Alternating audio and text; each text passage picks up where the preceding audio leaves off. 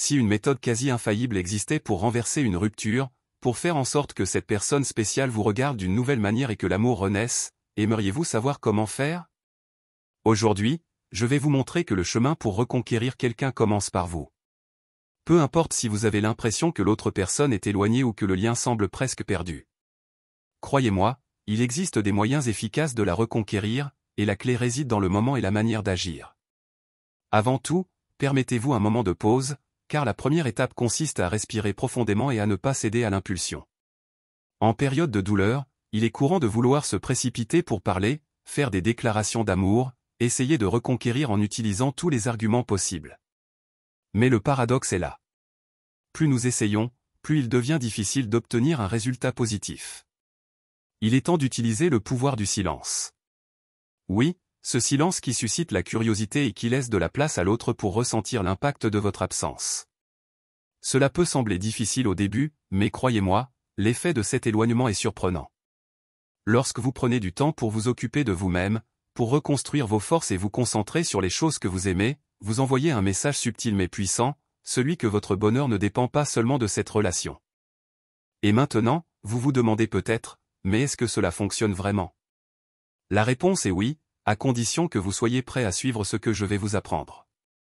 Cette période d'absence ne sert pas seulement à impressionner l'autre, mais vous donne aussi l'occasion de vous reconstruire. Réfléchissez à ceci. Pourquoi quelqu'un voudrait-il revenir vers une personne triste, déprimée, qui passe son temps à affirmer qu'elle ne peut pas vivre sans celle qui l'a quittée? Comment quelqu'un pourrait-il vouloir revenir dans votre vie si vous-même ne sentez pas que votre vie est un endroit où il vaut la peine d'être? Utilisez ce temps pour réfléchir à vos propres besoins, vos propres objectifs. Concentrez-vous sur votre amélioration dans vos loisirs, votre travail et vos amitiés. Ce que vous devez faire, c'est montrer que votre vie continue. Il ne s'agit pas d'une démonstration forcée, mais d'un mouvement réel, où vous profitez vraiment de votre liberté. Fréquentez de nouveaux lieux, explorez de nouvelles activités, passez du temps avec des amis et faites des choses qui vous plaisent. En fin de compte, plus vous vous concentrez sur vous-même, plus vous devenez authentique et attirant. Cela réveille une série de sentiments chez l'autre personne. Lorsque vous prenez du recul et montrez que votre vie continue sans elle, un ensemble de sentiments surgit chez l'autre personne, même si elle ne le montre pas immédiatement. L'un des premiers sentiments à apparaître est la peur de perdre quelqu'un qu'elle considérait jusque-là comme acquis. Lorsqu'elle réalise que vous n'êtes plus disponible, elle commence à se demander si elle pourrait vous perdre pour de bon. La peur de perdre est un sentiment puissant, il éveille cette sensation d'urgence, ce besoin d'évaluer si sa décision de s'éloigner était vraiment la bonne. En plus de la peur, la curiosité entre en scène et agit comme un moteur de rapprochement. L'autre personne se demande ce que vous faites, avec qui vous êtes, où vous passez votre temps. Et plus vous vous montrez indépendant et heureux, plus cette curiosité grandit. Elle commence à observer vos actions, à vouloir en savoir plus, et à penser s'il y a quelque chose, ou quelqu'un, qui occupe la place qu'elle avait autrefois dans votre cœur. La curiosité pousse l'autre personne à vouloir suivre ce qui se passe avec vous.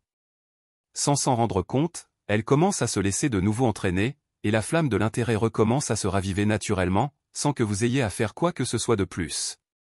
Ce qui est le plus intéressant, c'est que ces sentiments de peur et de curiosité sont étroitement liés au désir de reconquête.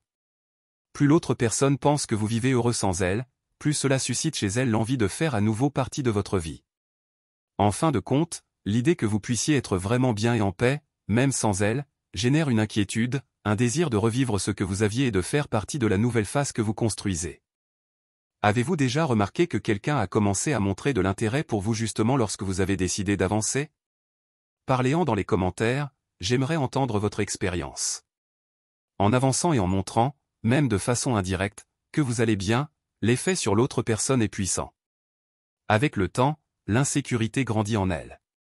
Cette insécurité commence à créer un besoin d'être proche, de comprendre ce qui vous arrive. C'est comme si vous cessiez d'être prévisible. Utilisez vos réseaux sociaux à votre avantage.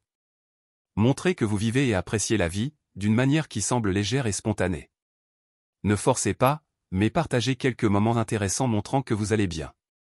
Il ne s'agit pas de publier des photos avec d'autres personnes pour provoquer la jalousie, mais de montrer que vous vous amusez. Des photos dans de beaux endroits, avec des paysages ou des activités qui reflètent un état d'esprit positif. L'important est que l'autre personne voit que vous allez bien. C'est le véritable secret pour raviver l'intérêt.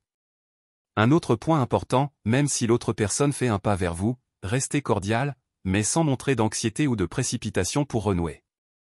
Montrez, à travers votre attitude, que vous n'êtes pas pressé de renouer. Cette sécurité émotionnelle est un aimant puissant, et c'est précisément cela qui va faire ressentir à l'autre personne qu'elle a peut-être laissé échapper quelqu'un de très précieux. L'une des situations les plus difficiles est lorsque l'autre personne essaie de maintenir une amitié après la rupture. Accepter cette condition finit presque toujours par vous mettre dans une position où vous êtes disponible pour l'autre, en espérant constamment un signe d'espoir. C'est là que la frustration peut augmenter et que votre fierté et votre estime de vous sont mises à l'épreuve. C'est pourquoi vous ne devriez pas accepter une simple amitié. Soyez ferme et faites comprendre que personne ne devrait être un plan B. Cette attitude de ne pas accepter des miettes crée une barrière importante, et elle montre à l'autre personne que, pour être à vos côtés, elle doit être entièrement investie, et non seulement comme une compagnie occasionnelle. Pendant ce temps, continuez à améliorer votre vie. Concentrez-vous sur vous, car la meilleure façon d'impressionner quelqu'un est de devenir la meilleure version de vous-même. Ce changement n'est pas seulement pour attirer l'autre personne, mais pour vous-même. En investissant dans votre bien-être, vous commencez à réaliser que l'autre personne ne vous manque pas autant que vous le pensiez. Vous commencez à sentir que vous pouvez vivre sans elle. Une autre chose intéressante se produit lorsque vous adoptez une attitude positive. Les autres commencent à le remarquer et à vous voir sous un nouveau jour. Vous ne semblez plus être quelqu'un qui dépend d'une relation pour être heureux, mais une personne confiante et intéressante. Et, comme nous le savons tous, nous attirons ce que nous reflétons.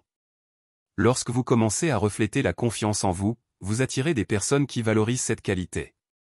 À ce stade, le doute qui surgit dans l'esprit de l'autre personne est fort. Elle se demande si elle a pris la bonne décision. Ce qui était auparavant une certitude pour elle commence à être remis en question. En voyant que vous allez bien et que d'autres vous valorisent, la nostalgie arrive, accompagnée d'une certaine insécurité et même de jalousie.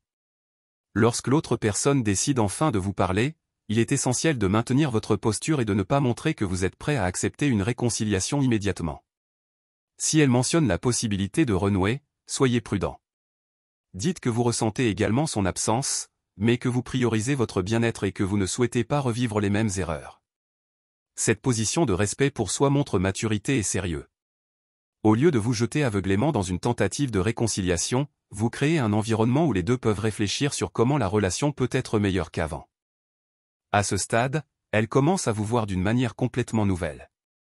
Au lieu de quelqu'un de faible valeur, qui insistait ou implorait pour se remettre ensemble, vous êtes devenu quelqu'un qu'elle commence à apprécier et à respecter. Et cela n'a pas de prix.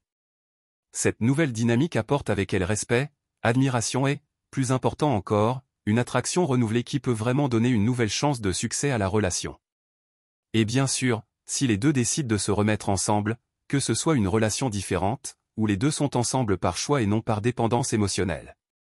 Lorsque les deux personnes sont engagées à faire fonctionner la relation, elles ont une bien meilleure chance de réussir. Alors, si vous vous sentez prêt pour cette nouvelle étape, avancez avec calme et sécurité, en valorisant l'expérience que vous avez vécue, tout en sachant qu'aujourd'hui vous êtes une personne encore meilleure. Avant de partir, n'oubliez pas de cliquer sur l'image qui apparaîtra ici à côté pour voir une autre vidéo qui vous intéressera et vous aidera à mieux comprendre la psychologie derrière les émotions et le désir dans une réconciliation. Rappelez-vous que l'essentiel est de se concentrer sur votre propre croissance. En investissant du temps en vous-même, vous devenez non seulement quelqu'un qui mérite d'être aimé, mais aussi quelqu'un capable d'offrir un amour de qualité à l'autre personne.